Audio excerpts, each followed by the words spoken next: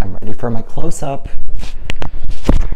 That was terrible. Hi, I'm AJ and I own AJ's Baking Company, a small dessert business in Atlanta, Georgia. I sell custom cakes, desserts, and wholesale baked goods to some businesses around the city. So I thought a good way to kick off this series in my new gorgeous kitchen, sadly it's a rental, but we're gonna milk it while we have it, is a recipe that I actually am about to start making for one of my new wholesale clients. It's a restaurant right down the road. Churro Cupcakes. Cinnamon cupcakes with a light cinnamon buttercream in the middle, vanilla buttercream on top, and some cinnamon sugar for the classic warm cinnamon flavors of a churro and that delicious crunchy cinnamon sugar on top for the whole lovely package. If you are new to my channel, I haven't posted a full-length video in quite some time. Things have been busy, they've been great. I've been growing my business here in Atlanta and it's been wonderful, but I want to get back into these YouTube videos because this is what started everything for me and I really enjoy doing them. So if you haven't already, hit that subscribe button so you can come back every week when I post new videos. I post a lot of shorts as well, so be on the lookout for those. So before you get started with any recipe in the kitchen that requires baking, preheat your oven and make sure you have a thermometer in your oven because something I learned the hard way is that ovens are all different.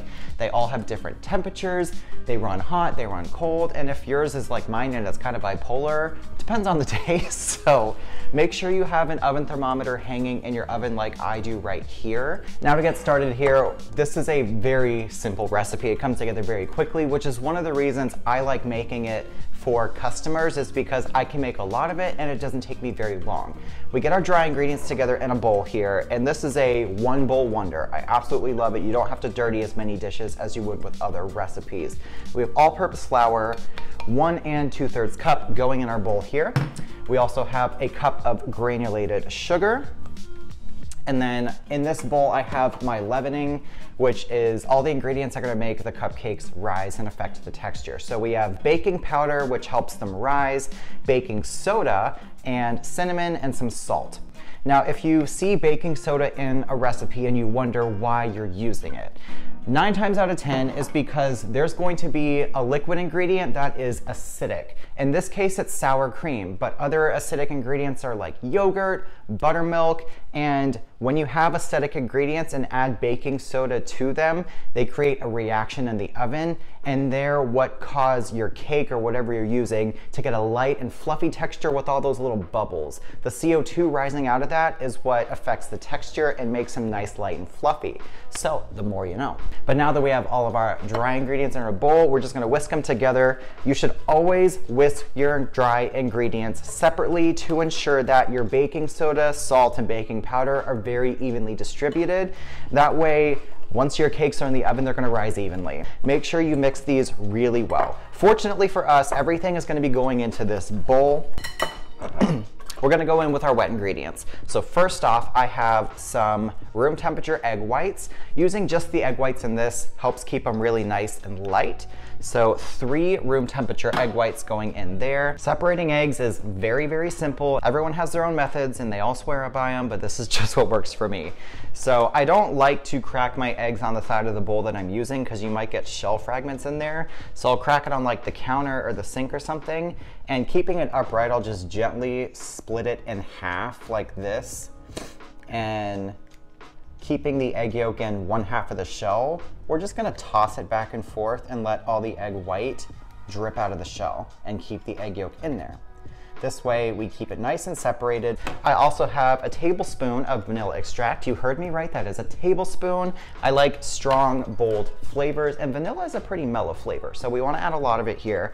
And I'm also gonna go in with just about a 1/2 teaspoon of freshly grated orange zest because anytime I use cinnamon, I like to incorporate orange because it really rounds it out and creates a nice mellow flavor profile. And then in this cup, I have a 1/2 cup of whole milk and a 1/2 cup of sour cream. So like I was just saying about the acidic ingredients to go with our baking soda and create that reaction, the sour cream is what is acidic here. So a 1/2 cup of that and a 1/2 cup of whole milk. And then last but certainly not least, you need a fat. So we have a half a cup or 1 stick of unsalted butter that I've melted in my microwave, and I've let it cool to room temperature. If there's a couple of chunks, that's okay, they're gonna mix out. You wanna let it cool to room temperature so that when you're adding the butter to the rest of these ingredients, it doesn't immediately solidify and create all those little bits of butter throughout the batter. Otherwise, it's not gonna mix in. Now, the other thing with batters that involve flour is that you don't wanna overmix them, because that will start to develop the gluten in the flour, and then it will result in tough cupcakes or tough cake, whatever you're making. So don't overmix it. I like to do it with a spatula, just so that by the end, once the flour is absorbed, I can just gently fold to make sure everything's incorporated, and then we're good to go. So when it comes to dividing cupcakes into a pan, this has been my absolute best friend for years. I've actually had the same one for quite some time. It gives me the perfect amount for each cupcake, and it's just way cleaner. I'm very OCD, so I like to do things clean, and since I make so many cupcakes on a weekly basis for customers and restaurants, I need to go quick. This makes it easier to be quick. This is like a 2 3/4 inch cookie scoop. You can also find these pretty much anywhere now, and they're not that expensive. The other thing about this batter is that it freezes beautifully. So if you just wanna make like 6 or 4 or even just 1, this makes around a dozen cupcakes. So if you need just 6 or something and you don't wanna have to struggle finding a recipe on the internet that makes only 6 cupcakes, make this recipe and freeze the rest. It freezes really nicely. You can keep it in the freezer for up to a month, and then just let it thaw at room temperature for a couple hours, scoop it and bake, and yeah, you'll thank me later for that as well. So I like to just do a slightly rounded scoop with this and just drop it into my cupcake liners, and yeah, you see how easy that is. Want to bake these for around 13 to 16 minutes. I always set the timer for the lowest time that the recipe calls for and start checking it, because again, you don't know how your oven's going to run. If they spring back when lightly touched on the top, they're done. Or you can use a toothpick, insert it all the way to the bottom. It should come out with like a couple crumbs on it, and you're good to go.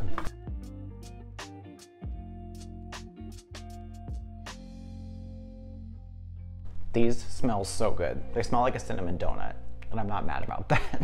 These baked for like 16 minutes exactly, and let them cool in the pan for 5 minutes, and then put them on a cooling rack and let them cool completely. But now to make the frosting, you need softened butter. Leave it out overnight if possible. If not, there are a couple ways to soften butter really quickly. You can either fill up a cup or a glass, glass preferably because it retains heat, but fill it up with really hot water, dump it out, and then stand your stick of butter up on the counter, put the glass on top of it, give it about 5 minutes, and it should soften.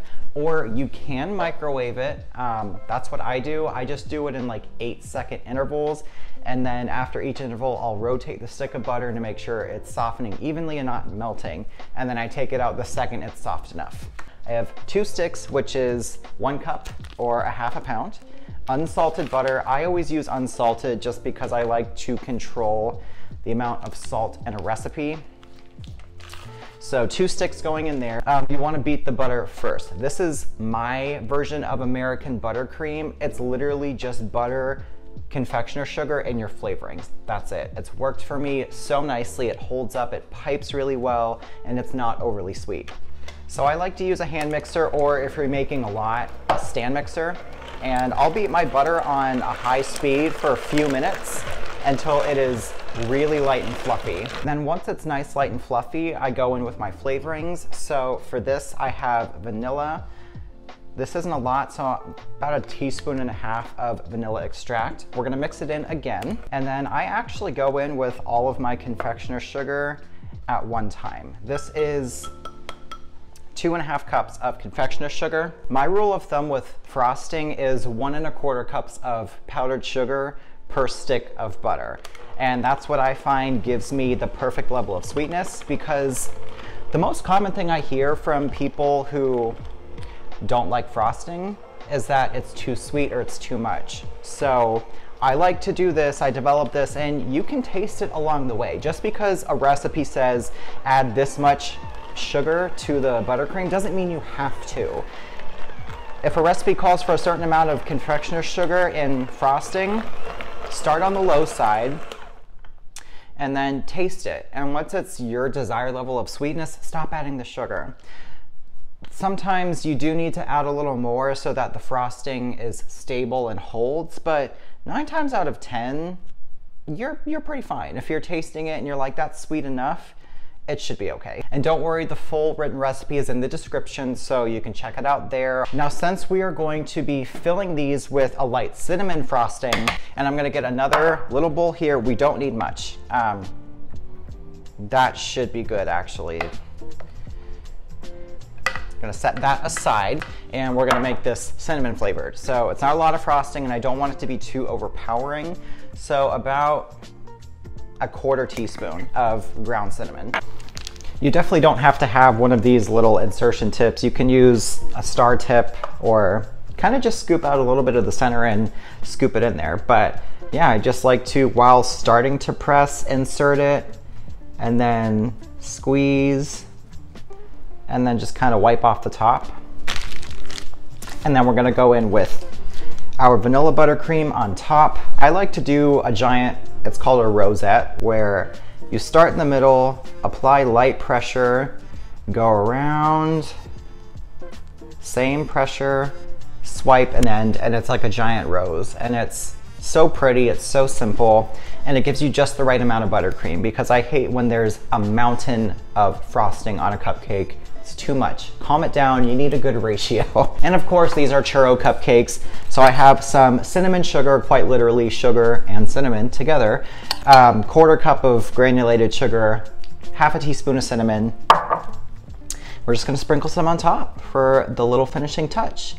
I think the perfect cupcake not only has a great, moist, flavorful cake, has a great, not overly sweet, very flavorful buttercream, and a garnish or a topping. In this case, the cinnamon sugar. And of course, we're gonna do a little cross section, because why go to the effort of making these if you can't see the inside? What can I say other than these are stinking delicious? You definitely need to try them. Don't forget to hit the thumbs up button. Leave me some comments if you want to see me make something, or if you have any questions, leave them down below. The recipe's in the description, and my website has over 200 of my personal recipes published as well. I have a cookbook and a whole line of merchandise that I ship nationwide, so that's all on my website. Be sure to check it out. And until next time, this was AJ's Baking Academy, helping you be successful in the kitchen. Cheers.